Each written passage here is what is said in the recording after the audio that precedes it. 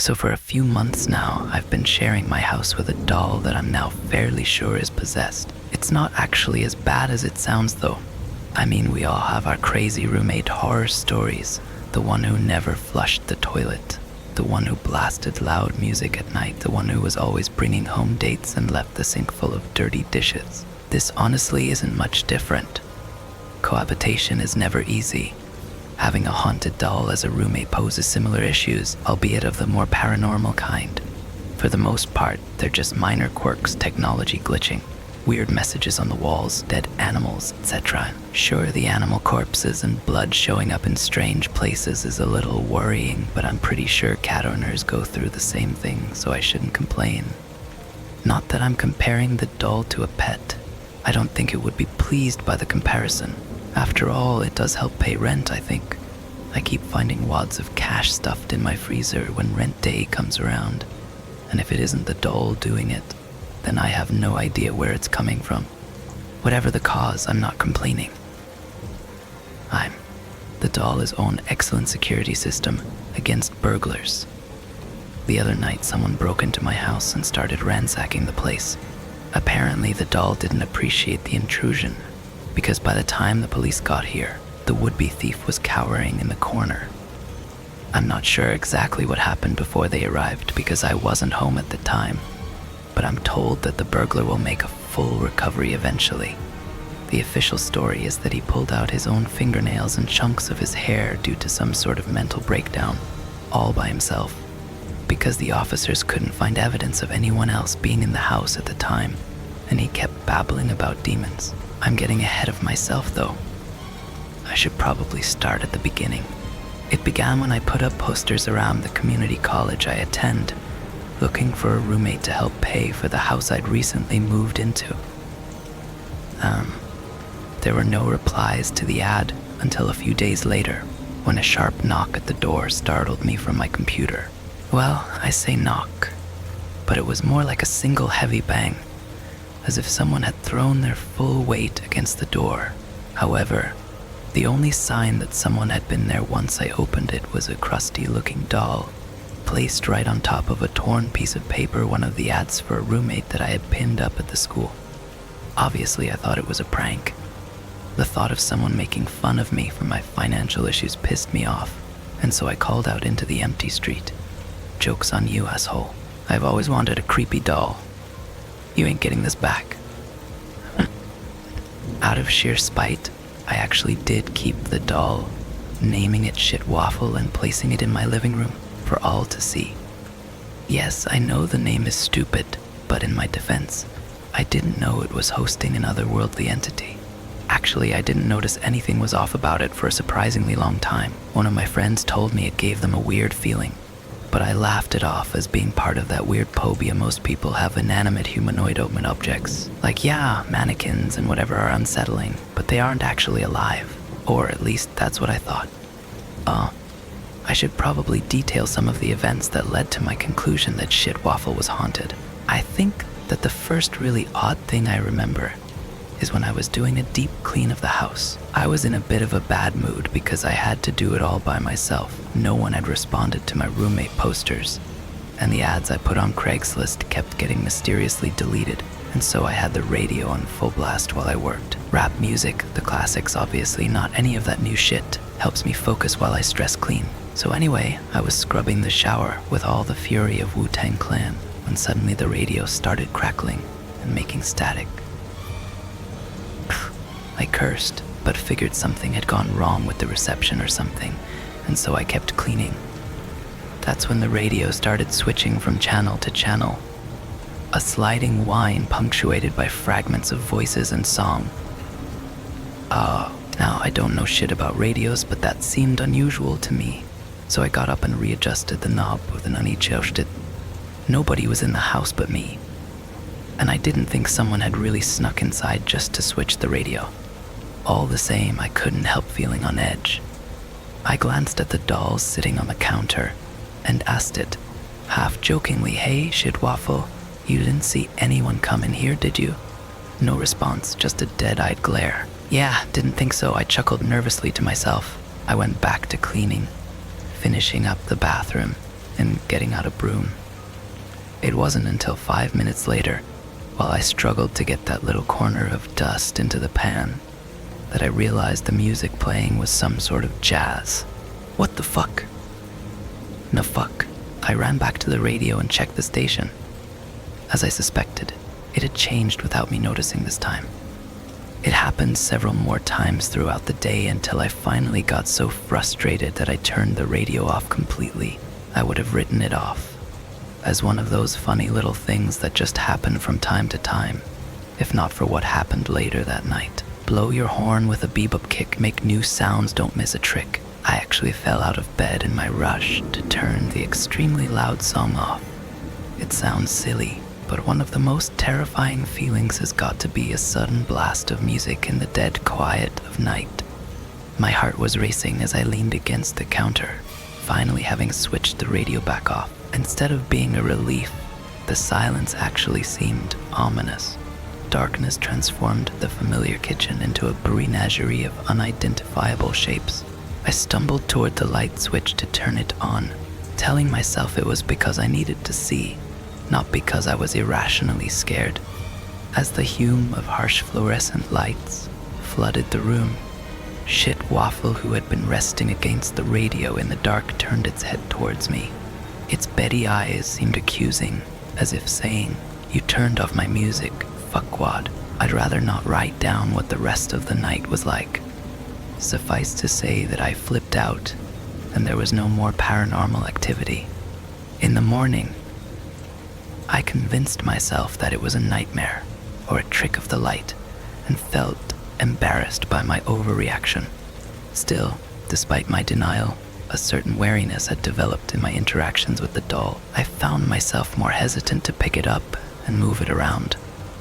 Not that this hindered Shit Waffle in the least. The damn thing still managed to appear in places I was sure I hadn't put it. I feigned ignorance, but it became so blatant that I could ignore it no longer.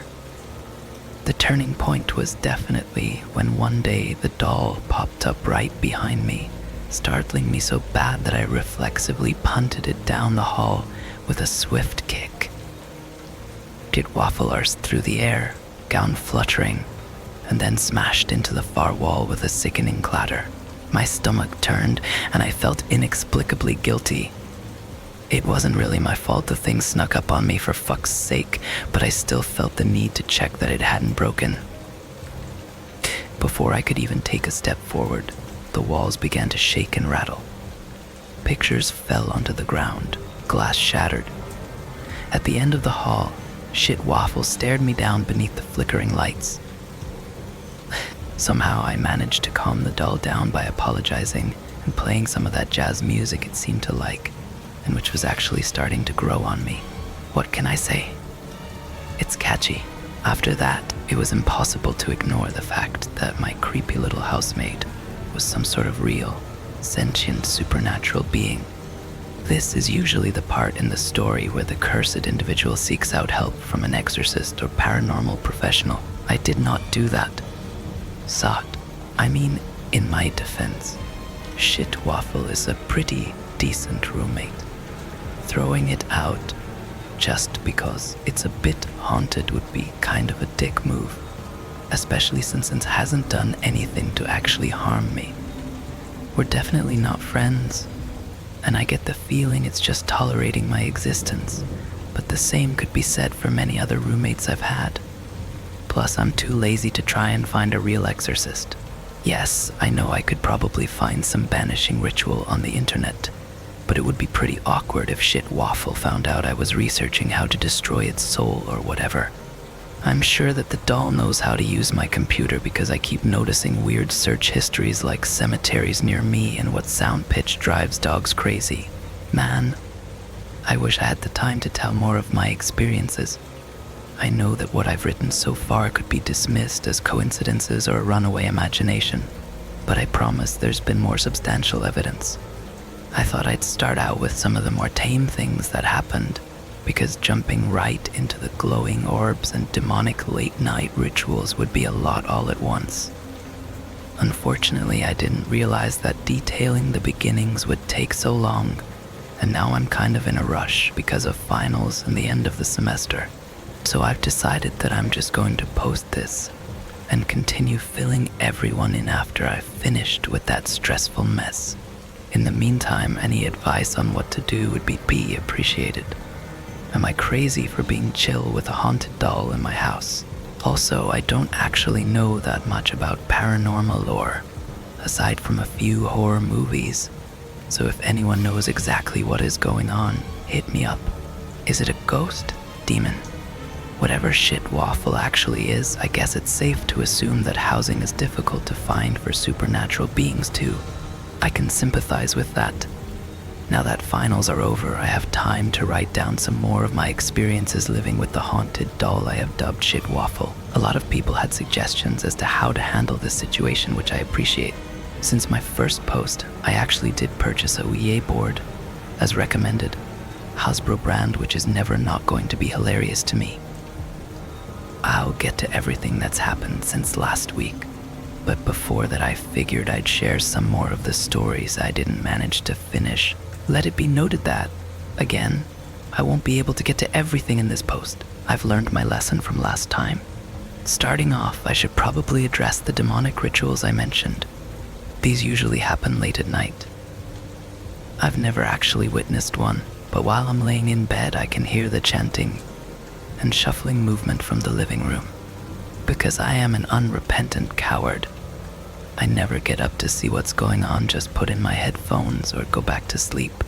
Afterwards, there's always a lingering smell of smoke and sulfur, but otherwise no mess.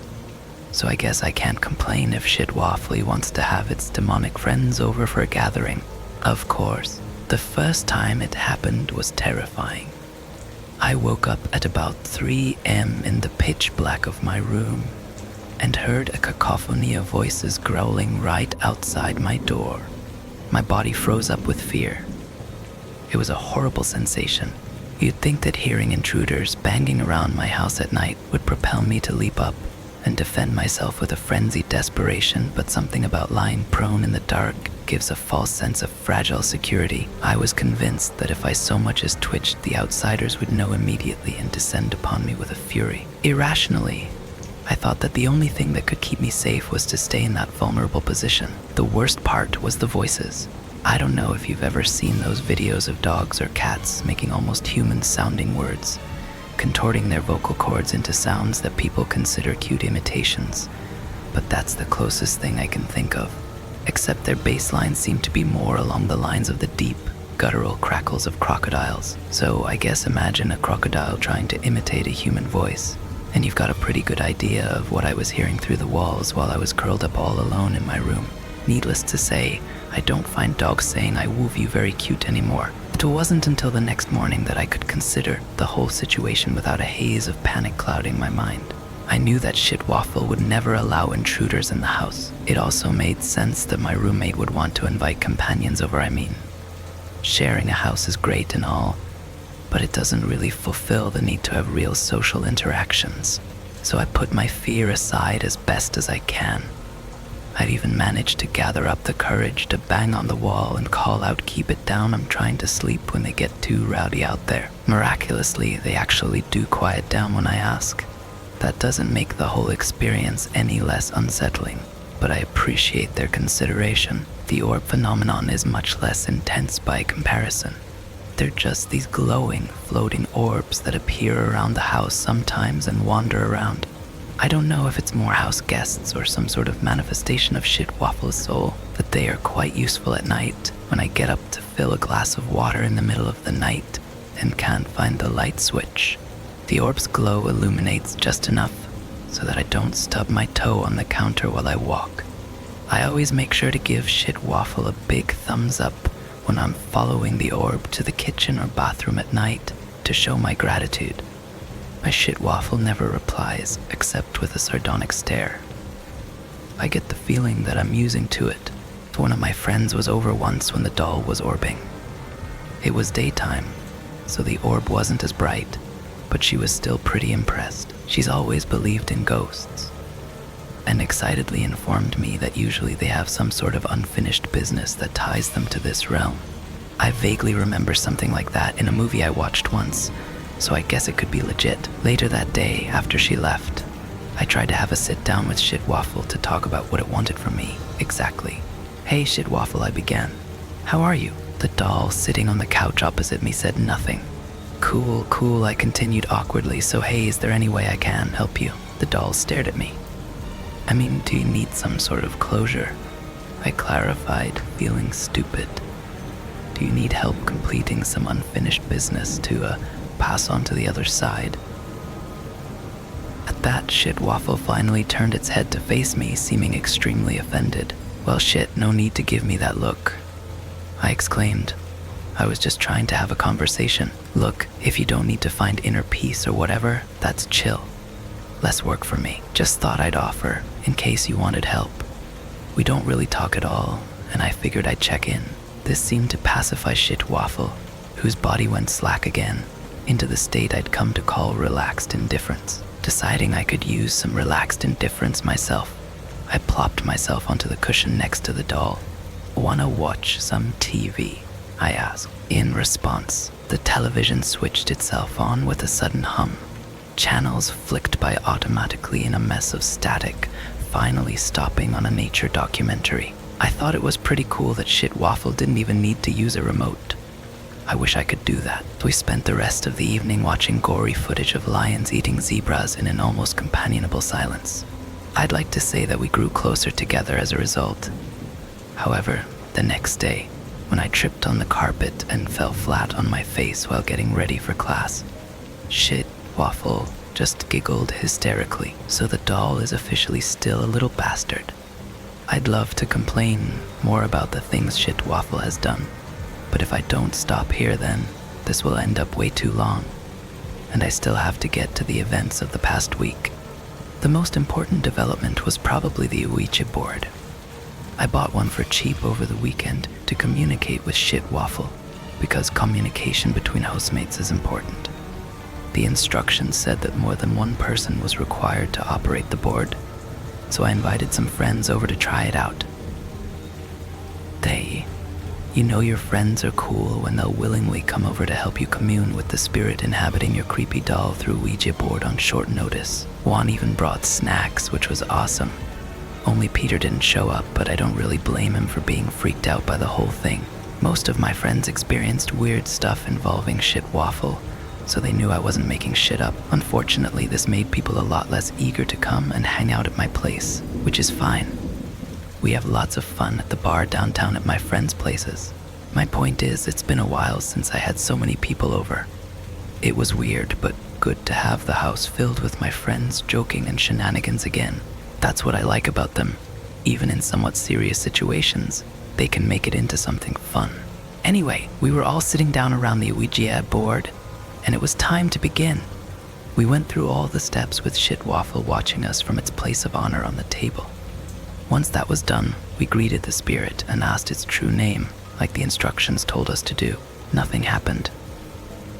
We tried again, and Juan started to get nervous, saying that he felt like the doll was displeased with us. Still, we asked a third time. The planchette nearly slipped from under our sweaty fingers as it spelled out UCKOFF. The group shared an uneasy little laugh. One of us, I can't remember who, said jokingly, "Wow, after all the trouble we went through to set up this party for you, and you won't even speak to us. Rude." Ow, evidently this pissed Shit Waffle off, because the planchette moved again, even more forcefully this time. A few people yelped as their arms were yanked along. STUPID. All of us, sensing the anger at our attempts to bother the doll, grew silent, except Lucy, whose favorite hobby is evidently poking hornets' nests. She replied snidely, "Oh, so that's your true name. Nice to meet you, stupid." Before any of the rest of us could process what was happening, the planchette indignantly zoomed straight to the no in the corner of the board, and then down to the letter U. "No U," Lucy cackled wildly. "Oh my God, what are you, 5? I glared at her and told her to be nice, but she was rolling on the floor in tears. The rest of my friends were either mortified or cracking smiles. In the commotion, the doll had disappeared. I found Shit Waffle later, after everyone had left, sulking in a closet.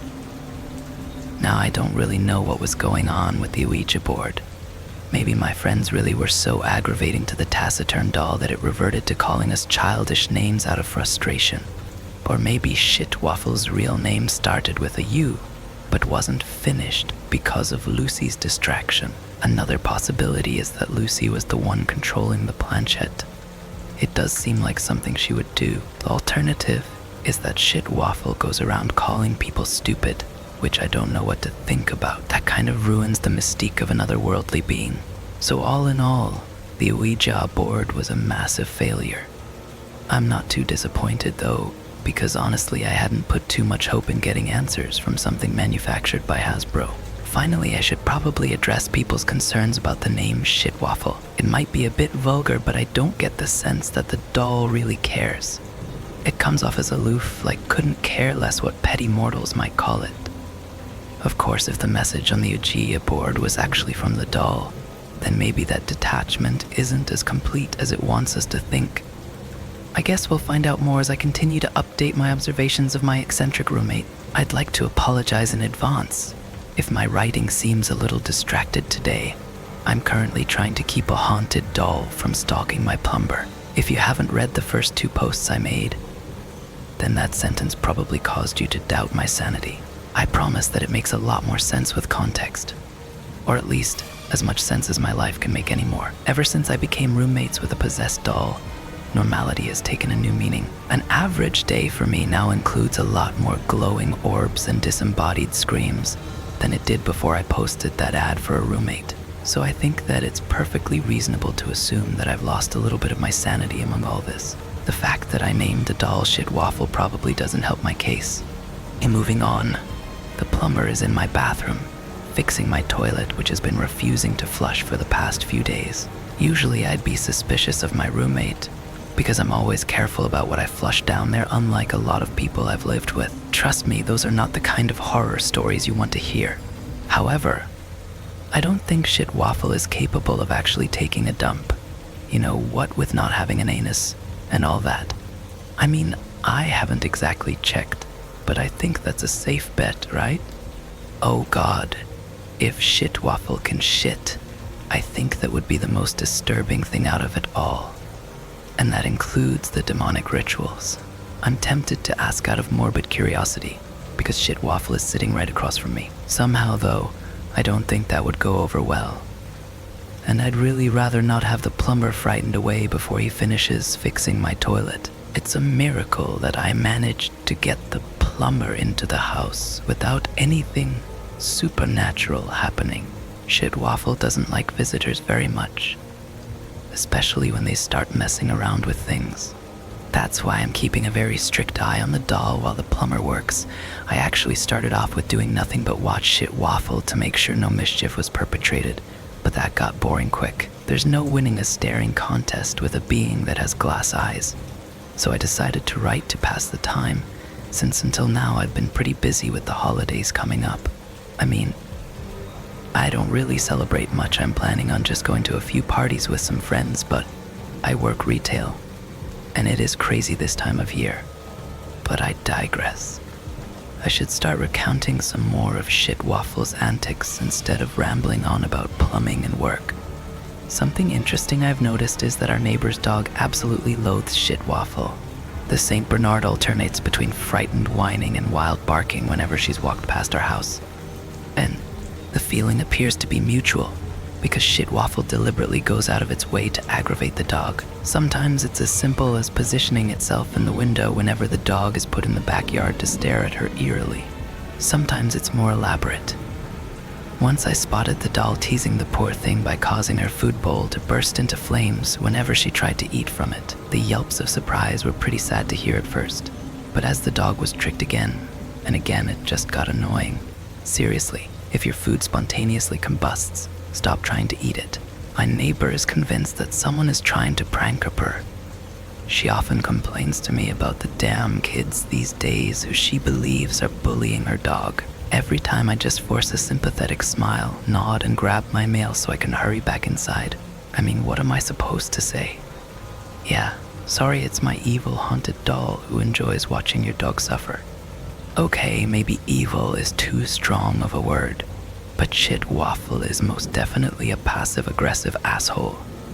Just the other night, I stepped out of the shower, ready to brush my teeth and head to bed. The steam from the hot water hung in the air pleasantly, clouding the bathroom mirror with tiny droplets of condensation. I took a moment to breathe it all in. There's something very relaxing about that quiet post-shower sensation. I remember thinking to myself, brushing my teeth contentedly. Drips from the shower head echoed through the tiled room. And this isn't an ominous silence at all, I thought optimistically. This is a calm, happy silence. It's nice to have one of those for once. As I bent forward to spit out the toothpaste into the sink, fate proved me wrong. All the warm air was suddenly sucked from the room, sending chills down my skin like an electric shock. Fuck, that's cold, I yelped, jumping up. That's when I noticed the writing on the mirror, traced on the foggy glass. Too thin to have been drawn by any human hand, and definitely not there a moment before. I shivered. Rinse. The writing ordered. I looked down into the sink. The foamy toothpaste was still stuck to the ceramic sides, desperately attempting to dribble down towards the drain. Shit Waffle, you micromanaging motherfucker. I screeched in frustration. I was getting to that. Fuck. Furiously, I splashed some water into the sink, and not because a doll told me to. I always rinse out my spit. My spit. Well, most of the time. Sometimes. Nobody's perfect, okay? Anyway, why would a doll care? It doesn't use the sink. Forgetting the cold air, I stomped out of the bathroom in search of my roommate and nothing but my ratty old towel. Shit Waffle was perched nonchalantly on my bookshelf next to an open copy of 20th Century Dolls from Biscuit to Vinyl. The fuck did you think you were pulling back there? I raged, adjusting my towel with all the dignity I could manage. Freezing me to death is no way to communicate your needs, I paused. Wait, where'd that book come from? I pride myself in knowing every single book in my house. You probably wouldn't guess it from looking at me, but I love to read. I spent a large part of my childhood exploring the public library, but this was no compendium of Shakespeare, no battered copy of Maya Angelou's poems, not even the magic fucking treehouse. It was a picture book of vintage dolls, and I'd never seen it before in my life. Later, I wondered about how a haunted doll would purchase something at a store. Do they toddle up to the counter, money clenched in one tiny fist, towards an aghast cashier? Maybe, I pondered late at night, they have to steal books. That makes more sense. Images of dolls in tiny catsuits, lowering themselves from ceilings to snatch books from counters, still flash through my mind when I space out. But at that moment, the only thing that came to my mind was, is that like porn for you? Shit Waffle blinked calmly, and then turned back to reading the book. Hold on. We still have to talk about the whole mirror thing. I remembered, shaking my head to get rid of the distracting thoughts and dripping water from my hair. Shit Waffle looked at me, unimpressed. Okay, so I leave the sink messy. I admit to that. But you kind of overreacted with the whole spooky ghost message and cold air thing. You don't need to pull stunts like that to get my attention. I can't promise that I'll always be a perfect housemate, but I can promise that I'll always try to listen. You can talk to me about this kind of stuff. The doll seemed surprised at my earnest words and glanced up and down at me as if seeing me for the first time. Hope bloomed in my chest. This might be the start of real communication between us. We'd never really connected like this before, like two people sharing a space instead of just happening to live in it at the same time. Or Shit Waffle could be checking out me in all my wet towel glory. By the way, I asked, now curious, why do you care so much about the sink being clean? A porcelain arm raised to point at my towel. At first, I thought that was just proof that it was ignoring everything I was saying to stare at my ridiculous attire. Then it hit me. Me, you take baths in the sink? The doll's head wobbled in an approximation of a human nod. That's fucking adorable, I blurted out. Shit Waffle glared at me. I'll make sure to clean out the sink from now on. And if I put a tiny hand towel next to it each night, well, that's my business. Speaking of bathrooms, the plumber actually seems to be in distress right now. I keep hearing splashes and shocked gasps from the next room over. But Shitwaffle is still sitting across from me, so I don't see how it could be. Oh fuck, the plumber just ran out of the bathroom like a bat out of hell. I'd better go check on him. Okay, real quick update, don't have time to write down what just happened over the last hour, but it was definitely Shitwaffle's fault. It's going to take a while to get rid of all of the bones and slime, ugh. I'll explain next week. Alright, so I know I promised to explain what happened with the plumber, and I will. I'll get to that. But first I need to let off some steam about a more recent incident, because, well, it ended up with me burying my roommate in the empty lot behind my local Denny's. I know that sounds bad, but listen. When you're living with a haunted doll named Shitwaffle as a roommate, there are bound to be rough patches in the relationship. Our issue started in the first few hours of the new year. I'd been out at a party all night, and a friend of mine drove me home because I was pretty drunk. I waved goodbye as I struggled with the keys, not wanting them to see me fail at opening a door for 10 minutes. It actually took closer to 15 minutes for the lock to finally click. In my defense, my fingers were all but frozen in the chilly, not quite morning air. I could have definitely gotten it in like 8 minutes if it hadn't been so cold out. The door swung open and I stumbled into my dark living room, reaching for the flashlight app on my phone, because I didn't want to grope the walls trying to find the light switch. Suddenly the lamp in the far corner turned on, illuminating a figure posed on the couch. My heart leapt to my throat before I remembered oh yeah, I have a roommate. Hey buddy, I greeted the doll, who had managed to position itself in the most disapproving way possible. There was an uncanny resemblance to a parent who had just caught their child sneaking in after curfew. Are you judging me? I snorted. You can't judge me, you're a lil doll. You're a cute lil doll, my doll roommate. I giggled at the absurdity of it all. Shitwaffle was holding something. What's that you got there? I began to ask, and then I realized exactly what the possessed doll had in its little hands. I froze in place, not daring to move. But what are you doing, bud? I laughed nervously, a droplet of sweat trickling down my neck. Precariously held above my couch was an open bottle of maple syrup. Hey now, be careful with that. That stuff would take forever to clean out of the couch if it spilled. My voice grew slightly hysterical with fear. I couldn't go through this again, not after the plumbing incident and all the rigorous cleaning involved. Shitwaffle threw me a challenging look with its beady little eyes and tilted the bottle slightly so that a single bead of dark orange liquid formed on the rim of the container. Hey, you monster, I whispered hoarsely. I should have known you were evil. I should have. The bottle tipped further, causing sticky droplets to slowly hit the fabric, one after the other. I staggered forward slightly, letting out a pained noise. No, please. No more. Stop, I'm begging you. Stop. I'll do anything.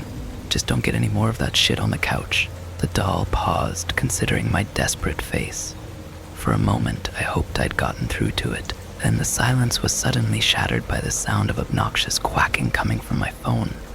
I cursed the stupid ringtone and answered the call, not breaking eye contact with Shitwaffle.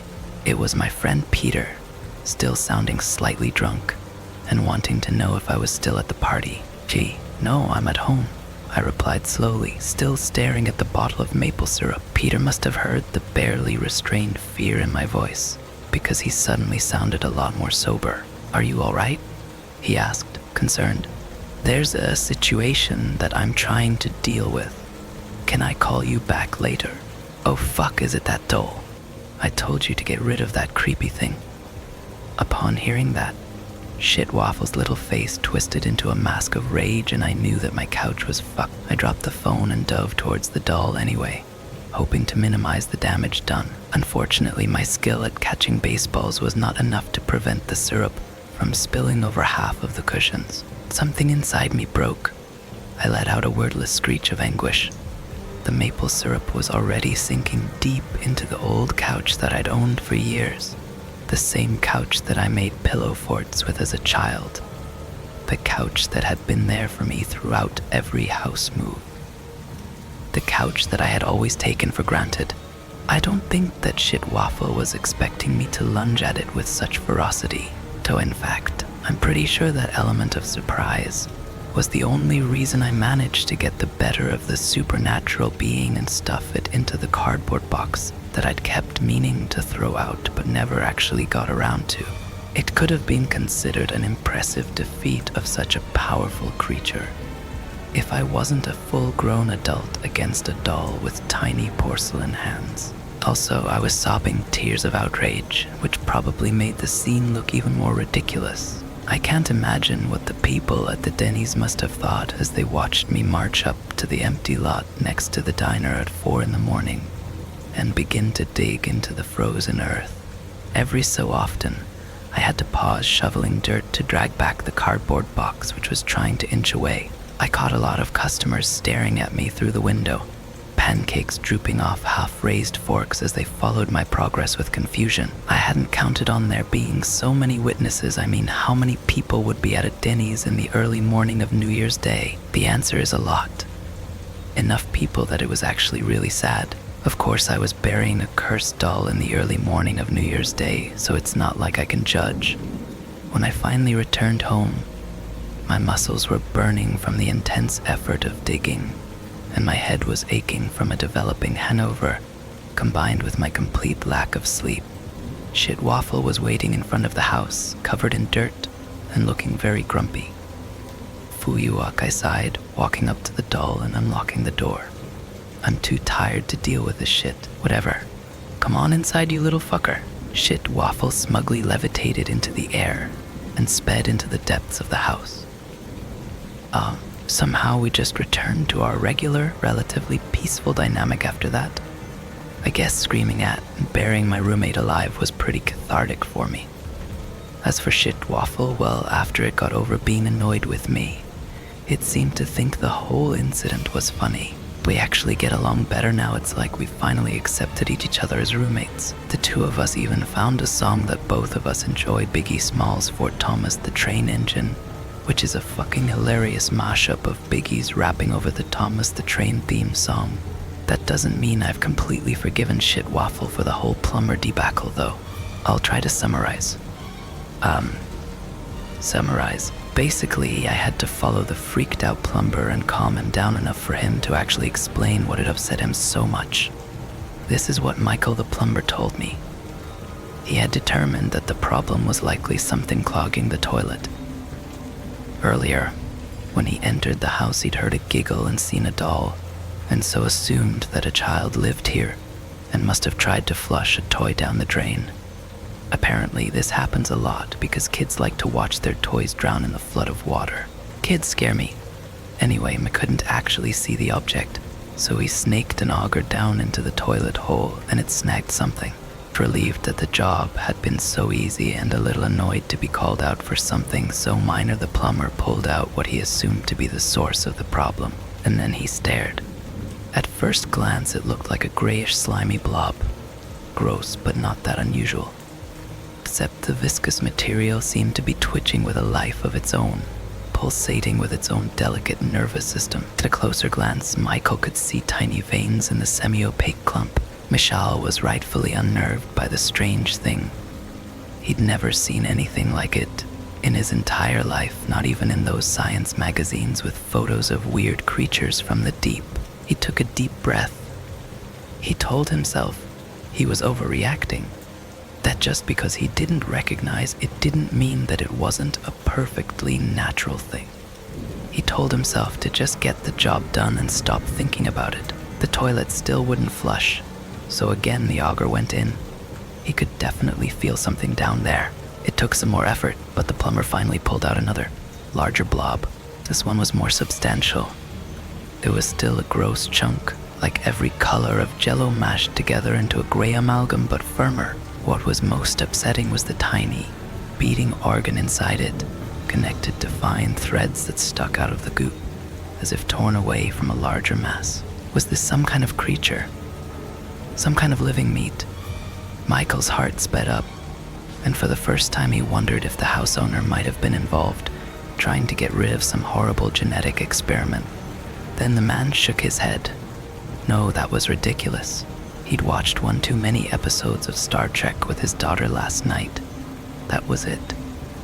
And so Mashal, despite his fear, continued to clear the toilet of the mysterious clog. Oddly, as the pile of gray organisms removed became larger and larger, the plumber began to imagine that the outlet of the toilet released into a much wider space than it should have. More and more of the blobs had bones inside of them. And again, Mashal wondered about their origin. Images of a serial killer flushing down still pulsing human body parts, which would then rot to a disgusting gray mush in the water but never die. Mashal had a very active imagination. The scared plumber shone his flashlight down the drain. A yellow eyeball on a thin, gooey eye stalk stared out from the darkness. Mikkel stared back. Then came the horrible noise. A rushing, growling sound that grew in intensity that caused him to flee for his life. I'm pretty sure that last sound was just the toilet flushing, but I wasn't about to say that to the poor guy. After I convinced him I wasn't a serial killer or mad scientist, and had no idea what the fuck that gray shit was, he calmed down a lot. We discussed it rationally and decided that the best thing to do would be to go back inside and take another look. We stepped inside the bathroom and gasped. The tiled walls were covered in gray slime, except for the clear path of the words traced into the goo and shit waffles now familiar handwriting. The portal has been closed. Wow, you were right, I told Mashal. That is really gross. Mashal stammered, unable to speak, and I took pity on him. Well, it seems like everything has been fixed, I said, stepping over to the toilet and watching it flush perfectly. So, what do I owe you? I don't think Mashal will ever want to work on my plumbing again. Oh well, guess I'll have to find a new, non-traumatist plumber. In Shitwaffle's defense, I don't think the toilet portal was a scare tactic. Maybe it was something one of its demon friends left behind. Or maybe haunted dolls have some really weird hygiene issues. Anyway, that's what happened over the past week or so. I'll update again soon. Also, in the meantime, I'd really appreciate any advice on how to clean maple syrup off of a couch and what to do with a bucket of gray fleshy organisms. I am happy to announce that all traces of maple syrup have been removed from my couch, and a child-proof lock has been added to my fridge. If Shitwaffle wants to get its little doll hands on any of my food, it's going to be very disappointed. Suggested, I went to purchase a pet stain vacuum to get rid of the sticky substance, and then I saw the price, so I borrowed my neighbor's instead. Surprisingly, she didn't ask why I needed a pet stain vacuum, despite knowing that I have no pets. Now that I think about it, she probably assumed it was some crazy college kid mess and just didn't want to know the details. That would explain why she seemed so disapproving. Oh well, she can gossip about me all she wants, as long as she doesn't figure out that it's my haunted doll who's been driving her dog crazy. Interestingly, someone commented on one of my posts to point out that I'd previously mentioned Shitwaffle leaving odd search histories on my computer, including research into the sound pitches that only dogs can hear, which now makes a surprising amount of sense. I'm really glad I decided to share my experiences with you all. I've often been accused of being oblivious, so it's nice to have other people who can make connections that I would have otherwise overlooked. I mean, yeah, I have my friends, but they're pretty weirded out by Shitwaffle and don't really enjoy hearing about the exploits of my unusual roommate. Thankfully, the internet has an above-average tolerance for freaky shenanigans, so thanks for being such good listeners, random strangers on the internet. This is a lot cheaper than a therapist, and you have my gratitude. But you know who doesn't have my gratitude? Peter. Yes, my friend Peter, who thought it would be a great idea to show up to my house unannounced with a psychic in tow. Now, don't get me wrong. I have nothing against psychics. This one was a very nice older lady who reminded me a bit of my great-aunt, and in any other circumstance it would have been lovely to meet her. However, I'd just gotten off a long day at work, and just slipped into my ratty sweatpants, you know, the kind you only wear when you plan on not having any human contact for the rest of the day. I just wanted to sink into my slightly maple syrup smelling couch, watch TV'd, and eat microwaved food. But apparently Peter was worried about me because of the possessed doll living in my house, which is ridiculous. Shit Waffle and I are chill. I tried to explain this to the two of them as they stepped into my house, but the psychic Denise wasn't listening. She was standing stock still. I sense an overwhelming rage coming from the living room, she murmured, her glasses flashing dramatically in the low light. Peter glanced at me, wide-eyed, as if to say I knew it. I think he expected me to be impressed or intimidated or something, but it was hard to take any of it seriously because I knew that Shit Waffle was only pissed because they'd interrupted Animal Planet. You should probably leave, I suggested reasonably. The sooner my guests left, the sooner Shit Waffle and I could go back to watching television and lazing around. Don't worry, my child. Its negative energy cannot harm me, Denise tried to reassure me, completely misinterpreting my meaning. No, that's not what I of. Look, I appreciate that you came to check on me. I lied, but has the entity ever tried to harm you? Denise interrupted, still in a low, cautious voice. Nope, I answered at a normal volume, because all of this whispering nonsense was stupid. You broke your ankle the first week you got that thing, hissed Peter. And what about all those weird bruises? I groaned in exasperation. Okay, first of all, please don't bring up the shampoo incident, because it's embarrassing and had nothing to do with Shit Waffle. And secondly, I continued, if you're claiming that you don't ever get unexplainable bruises, then you're straight up lying, because that shit happens to everyone. What about that burglar who was hospitalized because of that crazy doll? You can't dismiss that, Peter Whisper shouted. You bet your ass I can dismiss that. The motherfucker was trying to break into our house. Our house? Peter repeated incredulously. Shit Waffle is an excellent roommate, I said defensively. All of our friends are too scared to come over since the Ouija board session, Peter deadpanned. Shit Waffle is an acceptable roommate, I amended. You contacted the spirit with a Ouija board, Denise asked suddenly, concern furrowing her brow. That's extremely risky. This may be even worse than I thought, before I could inform her that Ouija boards are actually produced by Hasbro, and therefore do not scare me any more than a Power Ranger action figure. She walked into the next room.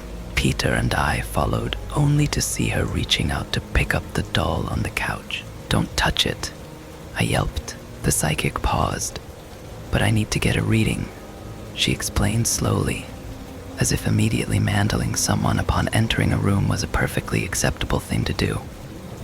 Damn, is there anything more aggravating than an uninvited guest who walks around your house like they own the place? Shit Waffle apparently doesn't think so, because it let out an ear-piercing screech, its head spinning around wildly. Peter looked like he was about ready to piss his pants. Denise took a cautious step back, which was probably a smart move. Never underestimate a potential Peter Pants pissing, or maybe she was startled by the doll screaming its head off. That could also have been a reason. Yeah, I get it, buddy, I sympathized with the irritated doll. I don't know why I let these screwballs in, either. The screwballs in question looked at me with surprise and betrayal at my commiserating comment, like they weren't expecting me to be on casual terms with my roommate of the past few months, which, is a little insulting because I am perfectly capable of getting along with people. That thing, it isn't a human spirit. Don't you understand? It isn't Casper the friendly ghost. It's a demon possessing a vessel, Denise explained, urgency leaking into her voice. I have to admit, I wasn't expecting a pop culture reference from someone who looked like she was fresh out of a hippie commune. Sure, Casper is a bit dated, but it's the thought that counts, right? I had to give her points for that one. The middle-aged woman continued to speak, her bangles clinking like little alarms as she gestured towards Shit Waffle. The demon is not of this world. Its sole purpose is to feed on your life force to bring ruination into the lives of humans. It feels no remorse, no regret. It brings only suffering with it. Yeah, but it pays the rent. I shrugged. Denise looked mortified at my apathetic millennial attitude. I sighed and tried to explain. Look, you may have been able to afford a house back in the day, but the cost of living is expensive as hell now, no pun intended, and sometimes a person's got no choice but to room with a literal demon, and all things considered, I've had worse roommates. Peter spluttered, but it's evil. You can't possibly. Shut up, Peter, I groaned, rubbing my forehead absently. A headache was starting to form, and I had a pretty good guess at the cause. Just, please leave.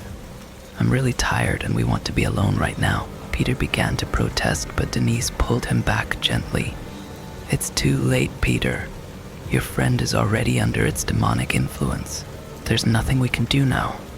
For fuck's sake, was it really so hard for this lady to accept our economy's current housing crisis that she needed to accuse me of being mind-controlled by a haunted doll? Well, at least it got them to leave. The doll was a little cranky afterwards, making all sorts of blood-curdling screams, but we finally managed to settle down and watch an interesting documentary about some kind of funky worm called a green-banded broodsack, so the evening wasn't entirely wasted by pointless dramatics. In other news, a commenter suggested that we use a letterboard to communicate, and I thought that was a fantastic idea. I've used whiteboards and court charts with other roommates before, but I didn't think it would really work with Shitwaffle because, well, I'm not sure if it can even pick up a whiteboard marker with those tiny hands, let alone write legibly with one. I'm not sure if the doll's fingers have joints or not, although once I did think I saw it flip me off. But with a letterboard, the letters can just be picked up and shifted around to create messages. I'm still trying to decide whether it would be cheaper to buy a traditional letterboard or just get those little alphabet magnets for the fridge. I'd appreciate any thoughts you all might have on that. Either way, I'm extremely relieved to have found an efficient way to talk with the little guy. I was embarrassingly close to buying Christmas lights and stringing them up over the alphabet, like in that one show with the girl who eats waffles. This way will be a lot easier on my electricity bill than that, thankfully. I'm going to end this post a little early as I'm still kind of in a bad mood from the psychic's visit. Mind control. Under the demon's influence? Seriously? I think I'd know if I were being possessed. Nah. Shockingly, nothing extremely disastrous has happened since I last wrote about Shitwaffle, the possessed doll living in my house. While I'm thankful for the peace and quiet when I can get it, I realize that it's probably not very interesting to my readers. Hopefully I'll be able to appease you all with some stories of minor supernatural shenanigans. Don't worry. I'm sure the other shoe will drop soon, because my life is a chaotic tornado centered around a literal demon. Anyway, I decided to buy those little alphabet magnets for the fridge. I think they'll be really helpful for communicating with the possibly evil spirit inhabiting my home. Plus, it'll really bring down the horror element to this whole thing. The time for blood, I guess, soon will be a lot less threatening when written in colorful, childlike letters, or it might make it 10 times worse. Oh well, I already bought them, so it's too late now, because I'm too lazy to drive back to the store. Speaking of laziness, the magnets haven't quite made it onto the fridge yet. I keep meaning to put them up, but since classes started again, I've been pretty distracted. Yay, college! Sean. But I promise I'll put them up soon so I can talk to the doll. I almost managed to do it yesterday, but then my Chinese delivery came and had to get to the door before Shitwaffle. Shockingly, delivery guys don't react well to a possessed doll running at them full speed down the hallway. And since I prefer food which has not been dropped on the ground, I always try my best to answer the door first. This is a real turnaround from my previous attitude, which was to annoy my roommates into getting the door so I wouldn't have to.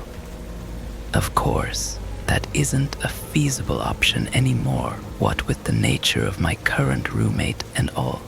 So now I'm much quicker whenever the doorbell rings. In fact, while my friends and I were chilling at Juan's apartment, they never want to come over to my place. For some reason, there was a knock on the door. I reacted instantly, vaulting over Juan's non-maple syrup-smelling couch and answering the door before anyone could move. Everyone was shocked by my sudden eagerness, since usually I'm the last person to do anything without prompting. Lucy found it especially hilarious, remarking that I sprung up and darted out of the room like a startled rabbit. In my defense, I forgot that I wasn't in my own house.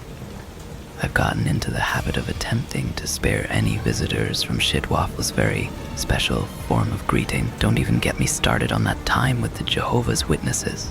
I've asked the doll to tone it down, but it doesn't seem to listen. Apparently, scaring the shit out of guests is a lot more fun than behaving like a fucking adult. Then again, if I had paranormal powers, the number one thing I would use them for would definitely be to mess around with people, so I can't get that upset about it without being a huge hypocrite. Maybe Shitwaffle will pay more attention if I write it out in fridge magnets. I've been brainstorming possible messages to convey. It hasn't been easy to come up with opening statements. I'm starting an actual conversation with a demon. I can't exactly begin with "so you like jazz, dude." One commenter suggested that I ask about hell. Now I'll admit I am burning with curiosity, pun intended, about the eye-opening secrets that could be told about metaphysical realms. There are so many philosophical questions, unanswered for centuries, that I could unlock for the first time in human history. On the other hand, it seems a bit rude to ask such personal questions of Shitwaffle. Like, what if it's sensitive about its time in the hot place downstairs? And how do you even lead up to such a serious topic?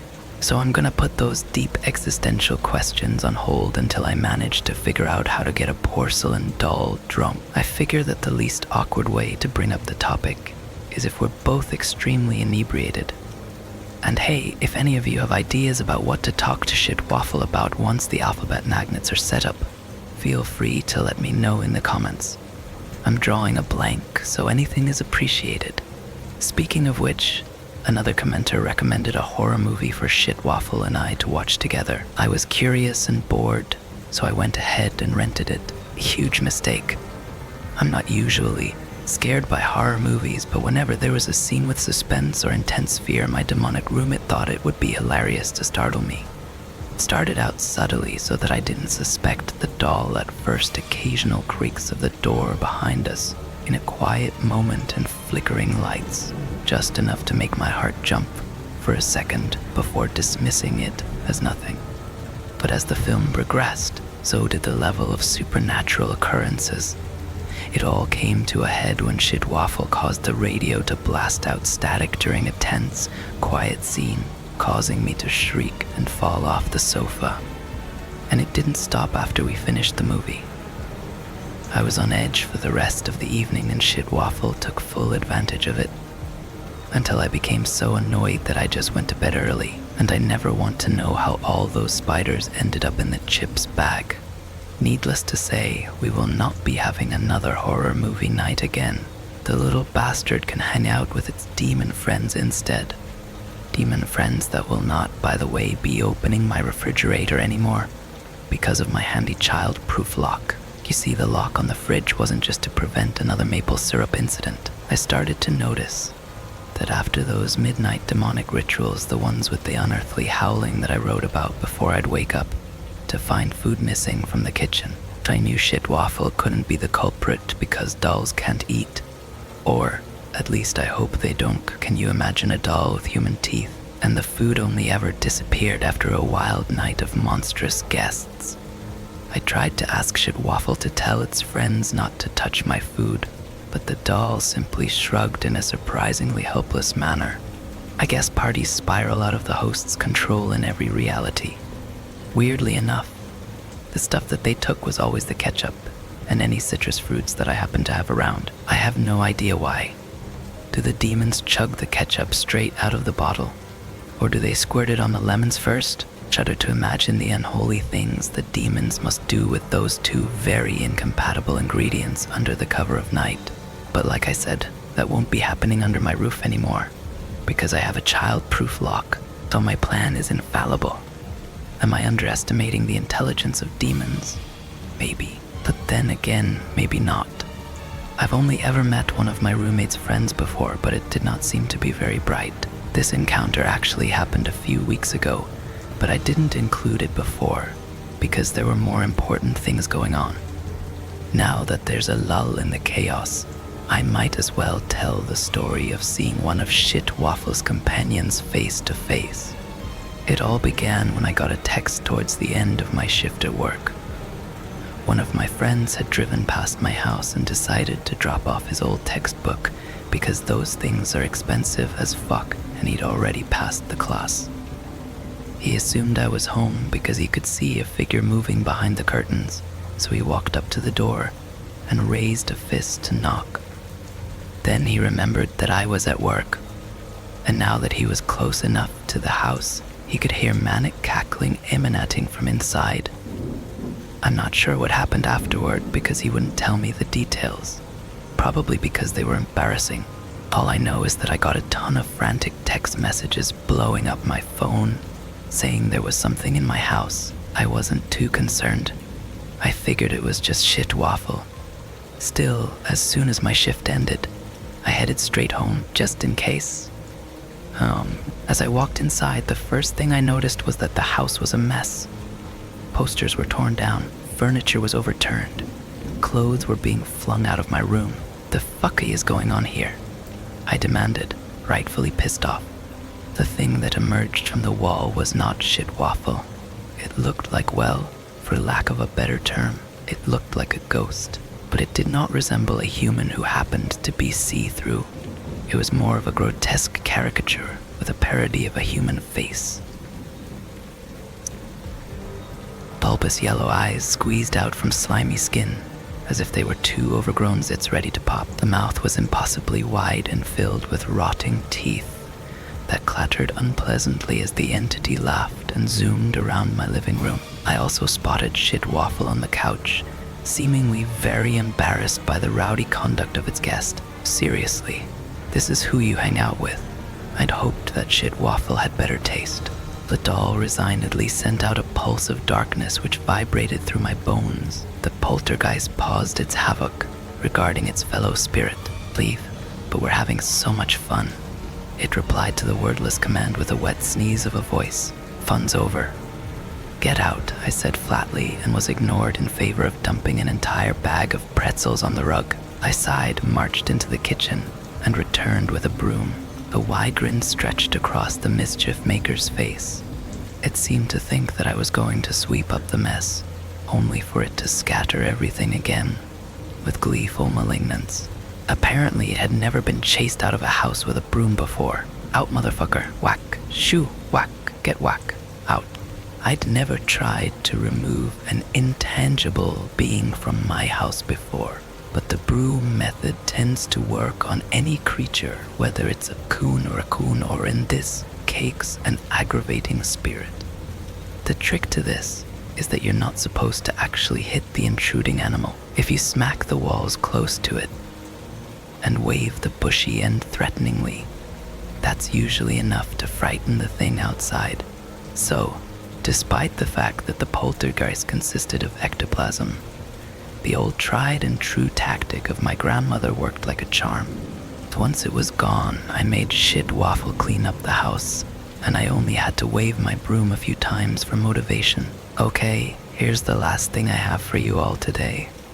Thanks to some commenters, I've decided to order some more clothes for the possessed doll. The internet, as it turns out, is a vast and bountiful place for finding doll clothes for some reason.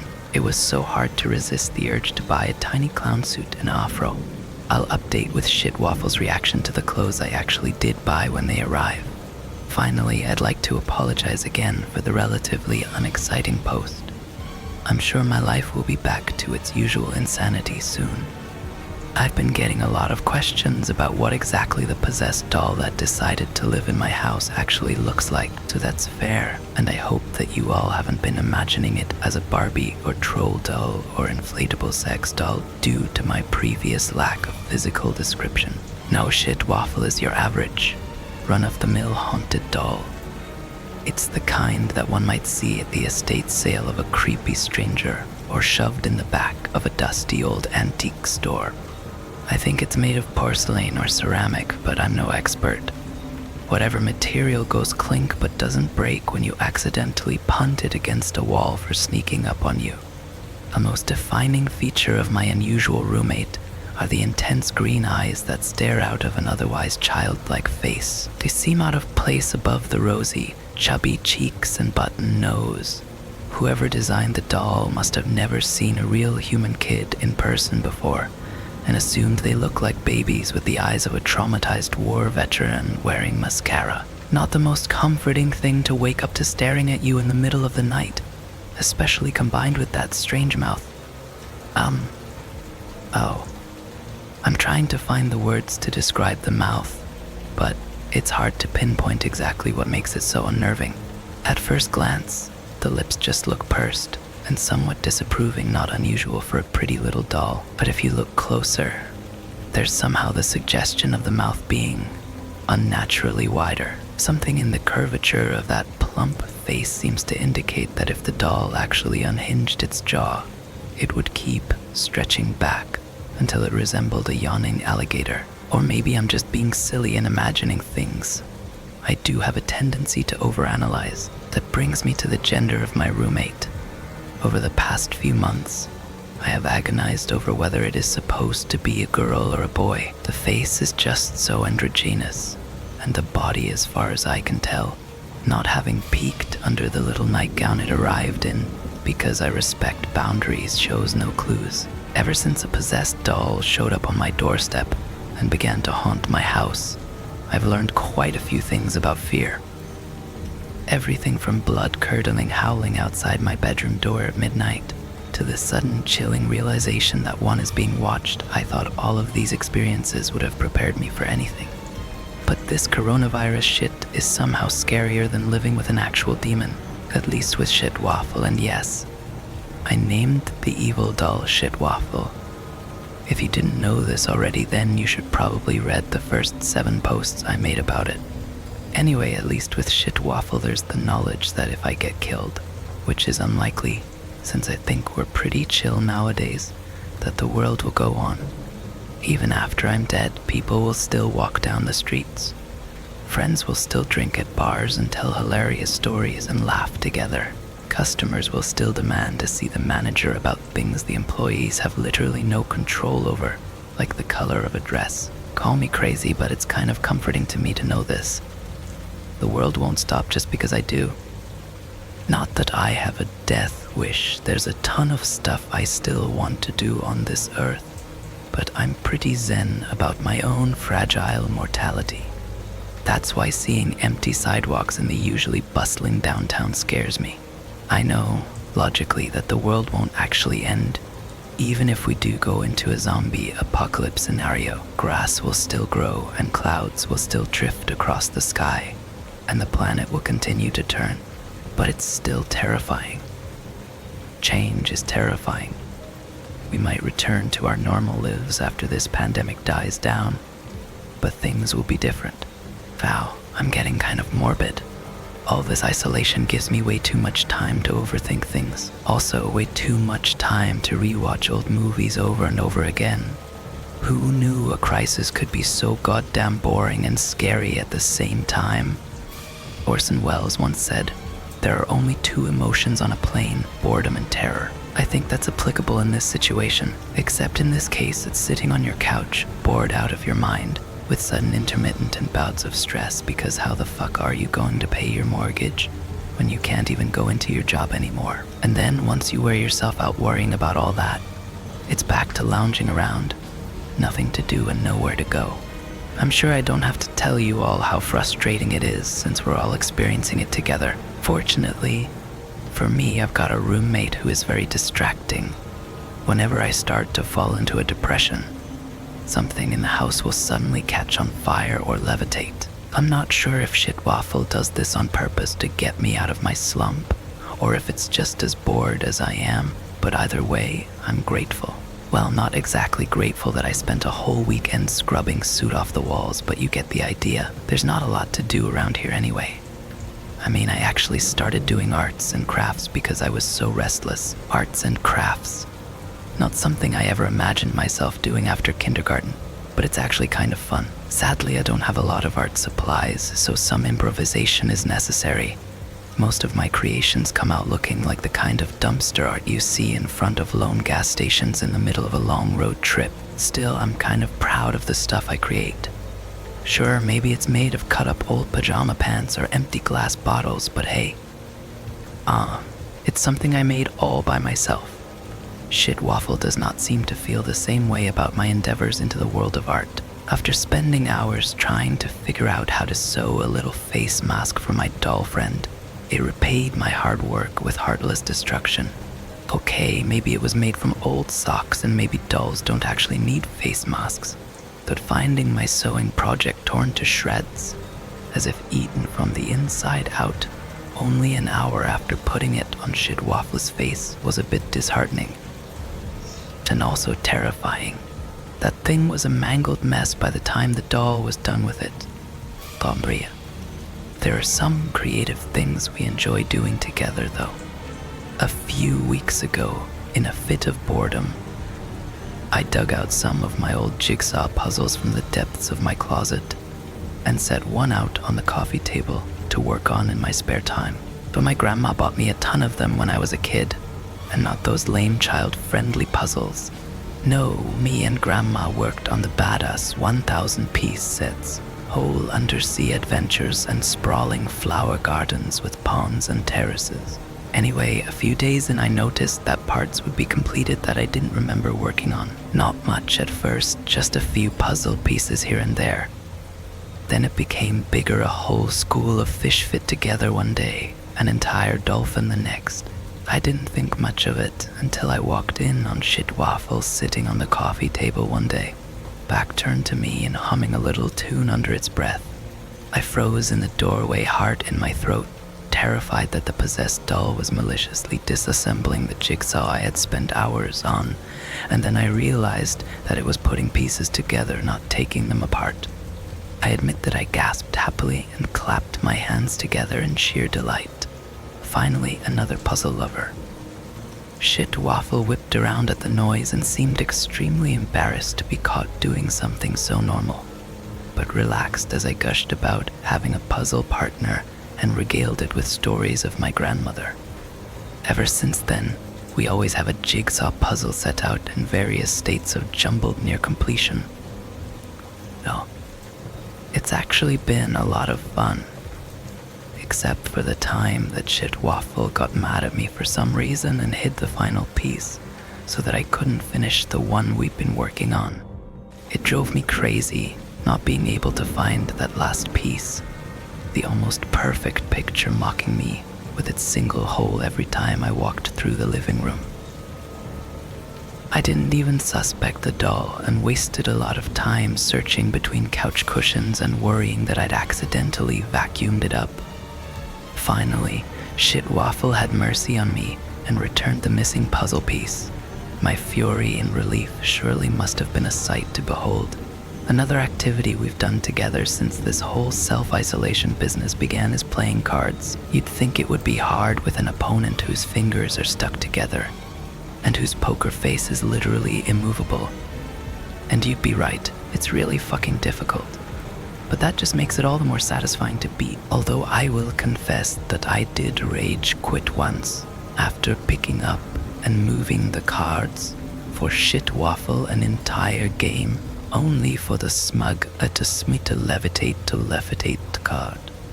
A 4 of clubs in one winning move. I was so pissed that the evil doll had made me think it couldn't hold the cards itself that I refused to play for the rest of the day. Sometimes I'm afraid that with my only companion in quarantine being a chaotic demon is going to end up with me losing my mind. I miss the days when I could go out and talk to regular human beings, even the homeless dude by the Home Depot who liked to tell me about the lizard people controlling our government. I hope he's doing okay in this pandemic. He's actually a pretty chill guy. When I think back to a month or so ago, it seems like another lifetime. Having someone knock on my door and speak face to face with me seems inconceivable now, even though it's only been a few weeks since the last Jehovah's Witness came by. Of course, the reason they've stopped coming might have also been because of Shitwaffle. The man who stopped by last time got quite a fright. I might as well tell the whole story, since I have nothing better to do other than reminisce about when people were allowed within 6 feet of each other. It started out as a fairly standard interaction. He knocked on the door. I dragged myself off the couch, and he pretended not to notice my ridiculous pajamas as he told me about the good news. I wasn't really paying attention and prepared to make my excuses so I could go back to eating cereal out of a coffee mug. My bowls were dirty and I was too lazy to wash them. Of course, that's when Waffle decided to cause some mischief. The Jehovah's Witness twitched nervously when the first bang resounded from the back of the house. Then another sounded closer this time. I got a bad feeling that shit Waffle was up to no good and attempted to convince the man to leave, but he was rooted to the spot. His fingers grew white from clutching his Bible so hard as the loud banging became faster and faster, closer and closer, coming to a crescendo. The final door in the hallway slammed open to reveal the little ceramic doll with its dead eyes speedily crawling on the ceiling like a giant, pale spider directly towards us. Understandably, the Jehovah's Witness shrieked at the top of his lungs, reflexively flung the Bible with full force at the demonic creature, and sprinted away down the street as fast as his feet could carry him. The heavy book didn't manage to hit my roommate, who had dropped gracefully to the floor and was looking quite pleased with itself. Yeah, laugh it up. I rolled my eyes, annoyed but not surprised by the doll's prank on the unsuspecting visitor. Get in a good chuckle. At the end of the day, you still look like a constipated baby. That wiped the smirk off my roommate's face. My gaze fell on the Bible left on the ground, splayed open to a random page from its unsuccessful tour as a ballistic weapon. Figuring that the Jehovah's Witness wasn't coming back for it anytime soon, I shrugged and put it on a bookshelf. I actually forgot about it until recently, while sifting through my collection for something to read during the shelter-in-place order my state has put us under. It caught my eye and I figured I'd give the holy book a shot, since I've never actually read it before. I'm hoping for some insight into demons, what with my living situation and all, but so far I've only gotten through Genesis and all I've found is an uncomfortable amount of stories about incest. Like there's this one about this guy named Abraham. At one point he goes to live in a foreign country. The king comes by and spots Abraham's wife and is like, who's that? She's sexy, and Abraham thinks to himself, oh shit, if the king finds out she's my wife, he'll have me killed so he can marry her. But so Abraham tells the king she's his sister. The king, thinking she's a hot single in his area, takes her to his castle. But that night, God comes to the king and says, you fucked up, bro. You're going after a married woman. Now I'm gonna fuck you up. Frightened, the king rushes to Abraham and asks, why the hell did you lie to me about Sarah being your sister? Now God's gonna fuck my shit up because of you.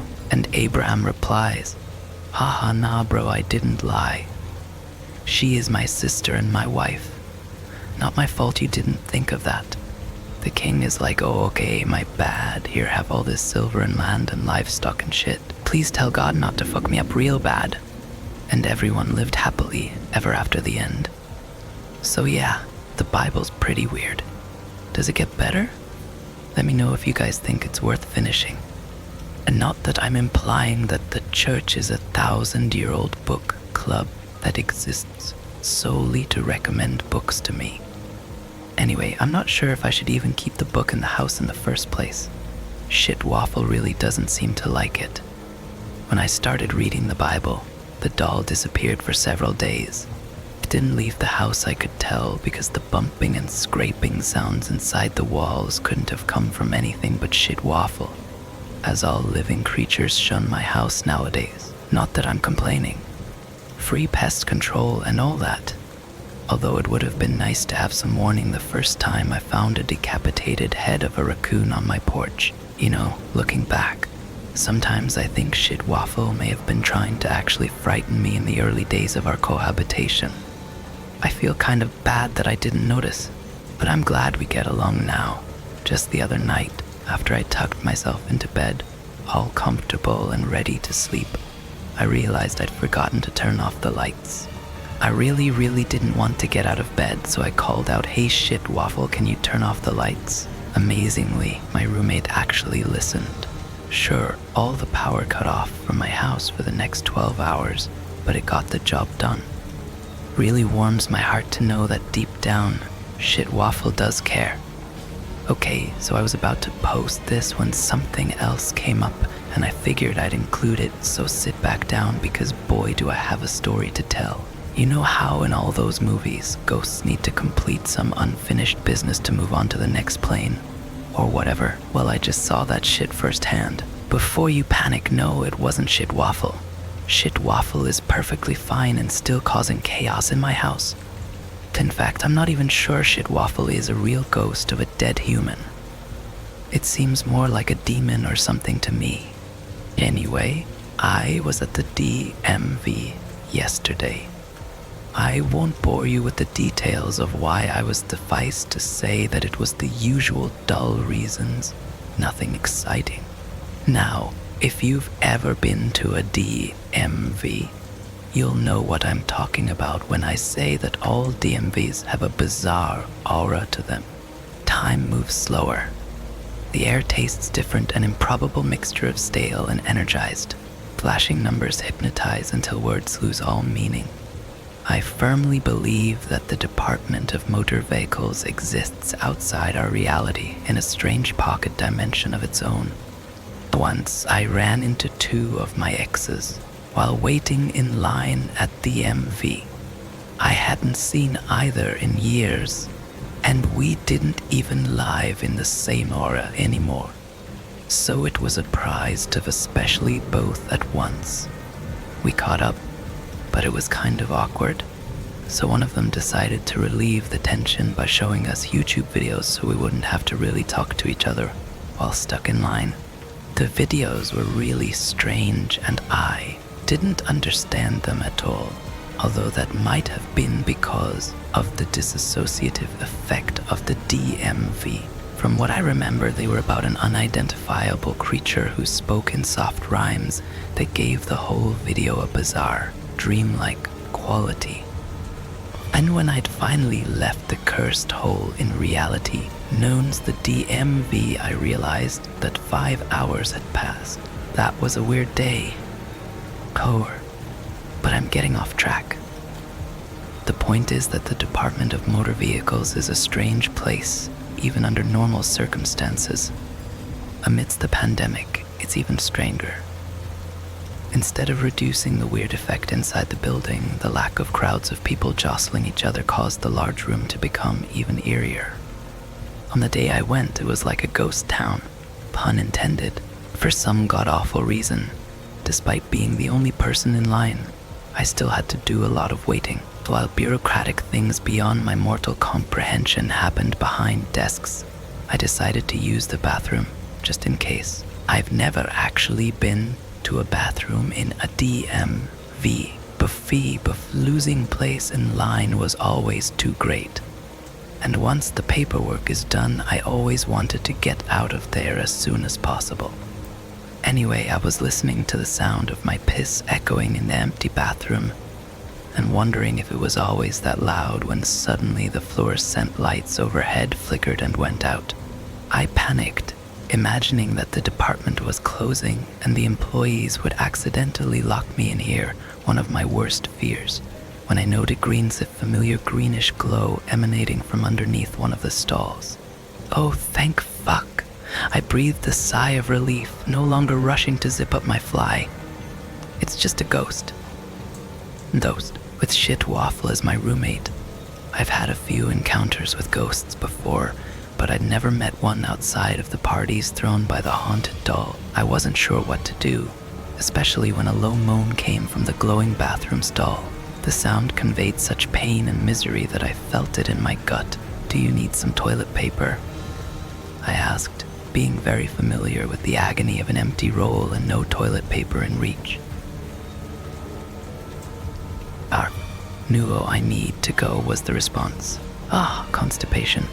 I nodded sympathetically, idly washing my hands. That's the worst, man. This wretched person probably died while desperately needing to go to the bathroom, holding it all in until their final breath. That was their unfinished business to do their business, to take a shit. But then it hit me, ghosts can't poop. The tortured soul in the bathroom stall would never have closure because it's physically impossible for an intangible being to release its non-existent bowels. The thought of a painful eternity holding in a shit made me shudder. I solemnly vowed to myself that I would ease the spirit's discomfort. "I'm coming in," I warned, "but don't worry, my eyes are closed," I quickly added, not wanting to see ghostly junk or invade the other's privacy. With all my might, I kicked the stall door open and fumbled around until I found the toilet handle and yanked it down hard. I waited for the echoing flush to die down before I dared to open my eyes again. The only glow left was that of the exit sign above the door. Flushing the toilet had worked. The symbolic act of flushing the toilet had relieved the phantom's psychosomatic desire to take a dump. Later I realized I may have only flushed the ghost down into the sewers, but by then I was already home, and there wasn't anything I could do about it. Shit Waffle, of course, found this hilarious. "Oh well, I did my best, and I think that's what really matters in the end."